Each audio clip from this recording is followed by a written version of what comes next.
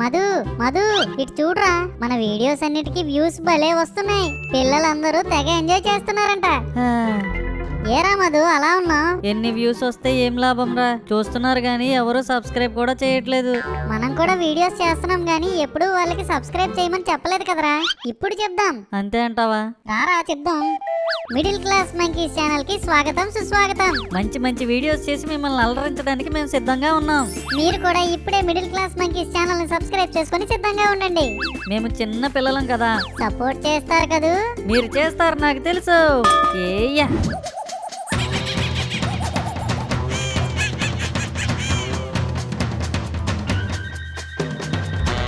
అన్నయ్య, ఏంట్రా తమ్ముడు?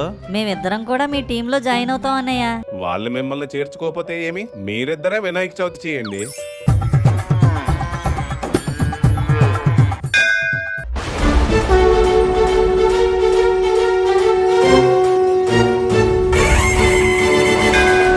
ఇంతకీ మీరెవరు? మిమ్మల్ని మా వీధిలో ఎప్పుడూ చూడలేదే. నా పేరు గణేష్. ఆ వినాయకుని చూడరా, వీళ్ళే మట్టితో చేసినట్టున్నారు. అచ్చం వీళ్ళలానే ఉంది.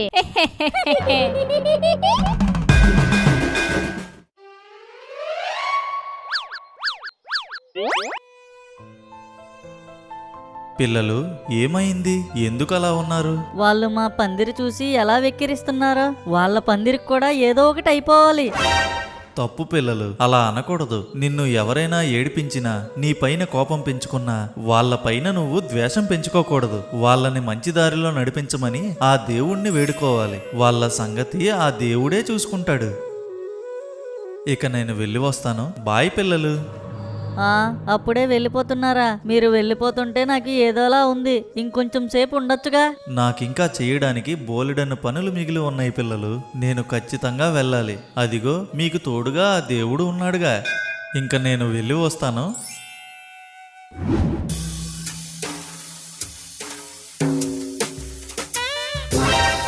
ఒరేయ్, ఈ పల్లెల్లో ఉన్న లడ్డూలు ఏమైపోయారా? ఒరేయ్ సురేష్, నిన్నిక్కడ కాపలాకు ఉండమంటే లడ్డూలు మొత్తం తినేసావా? నిజం చెప్పురా, నువ్వే తినేసావు కదా. అన్నయ్య నేను తినలేదన్నయ్య. మరి నువ్వు కాకుండా ఇంకెవరు తింటారా? పందిర్లో ఉన్నది నువ్వే కదా. నాకు తెలియదన్నయ్య. నువ్వే తినేసి నాకు తెలీదు అని అబద్ధం చెప్తావా? నిన్ను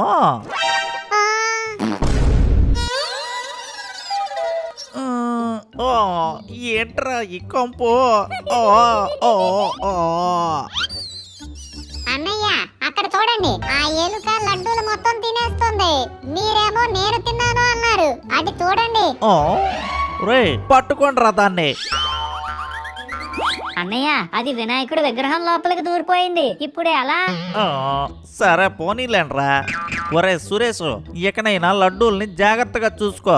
ఇంకోసారి ఆ ఎలుక మన పందిర్లో ఏమైనా తినిందంటే నేను నిన్ను తినేస్తా. అర్థమైందా? సరే అన్నయ్య. ఇదిగో ఈ 100 రూపాయలు తీసుకొని సాంబా కొట్టు దగ్గరికి వెళ్ళి లడ్డూలు తీసుకురండి. సరే అన్నయ్య. ఒరే మధు, అక్కడ చూడరా ఎవరొస్తున్నారు? ఆ ఎలక తిన్నది 2 లడ్డులే, మిగతా 3 నేనే తినేసా. సమయానికి ఎలక వచ్చింది కాబట్టి బతికిపోయాను. లేకపోతే లడ్డూలన్నీ నేనే తినేసాను అనుకునేవారు. ఎలక రావడం వల్ల మొత్తం ఎలక మీదకే తోచేసా. దొరికాడ్రా, వీడి పని చెప్తా నాగు. ఒరే మధు, ఇప్పుడు నువ్వు వెళ్ళి వాడిని ఏమైనా చేస్తే వాడు మీ నాన్నగారి దగ్గరికి వెళ్ళి మొత్తం చెప్పేస్తాడు. అప్పుడు మీ నాన్నగారు చేస్తారు నీకు బడిత పూజ. మరి ఎలారా? వాణ్ణి ఎలా దెబ్బ కొట్టాలి? కొంచెం తెలివిగా ఆలోచించరా. వాణ్ణి ఆట పట్టించాలి గాని మనం దొరకకూడదు. అలాంటిది ఏదైనా ప్లాన్ చేయి. ఐడియా. పదరా మహేషు. ఈ కుక్క చేతిలో వాడు అయిపోయాడు. ఏయ్యా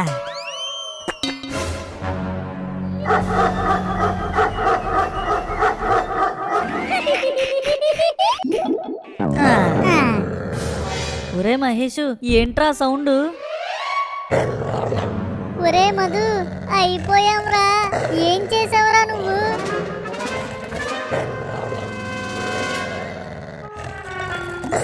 గణేష్, సమయానికి వచ్చావు, మమ్మల్ని కాపాడు. పిల్లలు ఏమైంది? ఈ కుక్క మిమ్మల్ని కరవాలని ఎందుకు అలా కోపంగా చూస్తుంది? దీనికి మీరు ఏం హాని చేశారు? అది మధు బుడతడి మీద కోపం తీర్చుకోవాలని రాయితో కుక్కను కొట్టాడు. ఇప్పుడు ఇంకొక కుక్క మా మీద కోపంగా చూస్తుంది. ప్లీజ్ గణేష్ మమ్మల్ని కాపాడు. నేను ఈ విషయంలో సహాయం చేయలేను. నాకు కూడా కుక్కలంటే చాలా భయం. ఇలాంటి సమయంలో వినాయకుడు ఏం చెప్తాడంటే, మనం ఏదైనా తప్పు చేస్తే వెంటనే క్షమాపణ కోరాలి. ఎప్పుడైతే మనం తప్పును ఒప్పుకొని పశ్చాత్తాపడతామో అప్పుడు మనకి పడే శిక్ష నుంచి బయటపడే అవకాశం ఉంటుంది. ఒకసారి ప్రయత్నించి చూడండి. నిన్ను కొట్టినందుకు సారీ. ప్లీజ్ మమ్మల్ని వదిలేయ్. ఆ? మ్మ్? ఆ, ఆ, ఆ.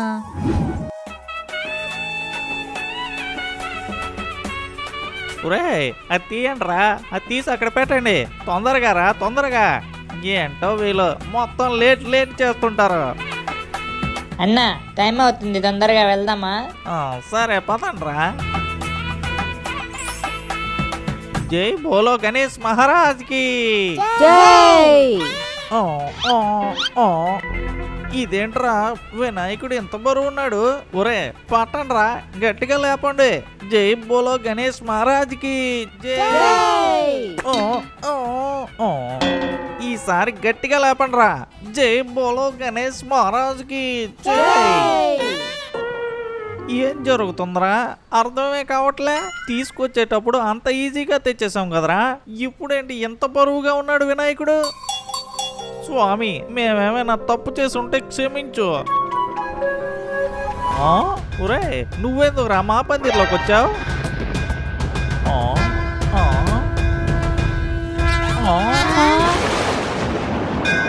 పదండ్రా, పదండి, పట్టుకోండి, పదండి. ఏడురా వీడు? ఏమో అన్న, ఎటో వెళ్ళిపోయి ఉంటాడు. సరే పదండ్రా, మనకు టైం అవుతుంది, తొందరగా పదండి. ఒరే వాడే కానీ వచ్చి మన వినాయకుడిని లేపకపోయి ఉంటే అసలు మన ఊరేగింపే జరిగేది కాదు. వెళ్ళే దారిలో వాళ్ళ వినాయకుడిని కూడా మన ట్రాక్టర్ ఎక్కించుకొని అందరం కలిసి ఊరేగిద్దాం. పదండి.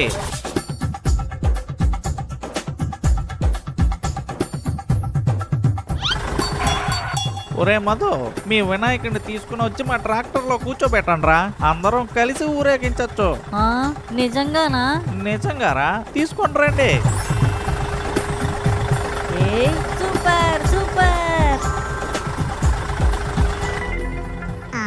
ఈ బ్యానర్ ఎక్కడ చూసినట్టుంది. బాబు సురేషు, ఇక్కడ ఒక బ్యానర్ ఉండాలి. అది ఎవరో దొంగలించుకుని వెళ్ళిపోయారు. నీకెక్కడైనా కనిపిస్తే నాకు వచ్చి చెప్పు. సరే అంకుల్. దొరికావరా మధు. మహేషు, ఆ అన్నవాళ్ళు మనల్ని అంతలా అవమానించారు కదరా ఆ రోజు. మళ్ళీ ఎందుకు మనల్ని ట్రాక్టర్ ఎక్కించారు? ఏమోరా మధు, అయినా మీ నాన్నగారు చెప్పారు కదా, మనం ఏదైనా మనసు పెట్టి భక్తితో చేస్తే ఆ దేవుడే అన్ని చూసుకుంటాడని. ఏమో ఆ దేవుడే వాళ్ళ మనసు మార్చుండొచ్చు.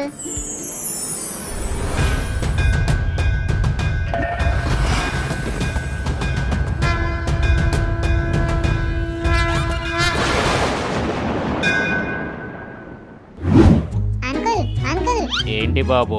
మీ బ్యానర్ ని ఆ మధుగాడే దొంగలించాడు. మీ బ్యానర్ తీసుకుని వెళ్ళి వాళ్ళ మండపం పైన వేశాడు. వెళ్ళి కావాలంటే చూడండి.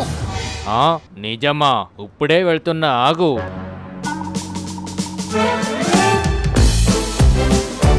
ఏవండి ఏవండి? ఎవరండి? సాంబా గారు మీరా? చెప్పండి, ఏంటి ఎలా వచ్చారు? ఇంకేముంటదండి, మీ పిల్లవాడు చేసే కోతి పనులకి మీరు మా కొట్టు దగ్గరికి వచ్చేదానికన్నా మేము మీ ఇంటి దగ్గరికి వచ్చేదే ఎక్కువ అవుతుంది. మొన్న కొత్తగా బ్యానర్ తీయించుకుంటే అది దొంగలించుకుని తీసుకుని వచ్చేసాడు. మీకు ఇంకెన్నిసార్లు చెప్పాలండి మీ పిల్లవాడిని కంట్రోల్ చేయమని? మళ్ళీ నేను తిరిగి రాను. ఇంకోసారి గాని వాడు మా కొట్టు వైపు వస్తే కాళ్ళు ఎరగొట్టి పంపిస్తా, చూసుకోండి. కొంచెం క్షమించండి, నేను చూసుకుంటాను. వీడిని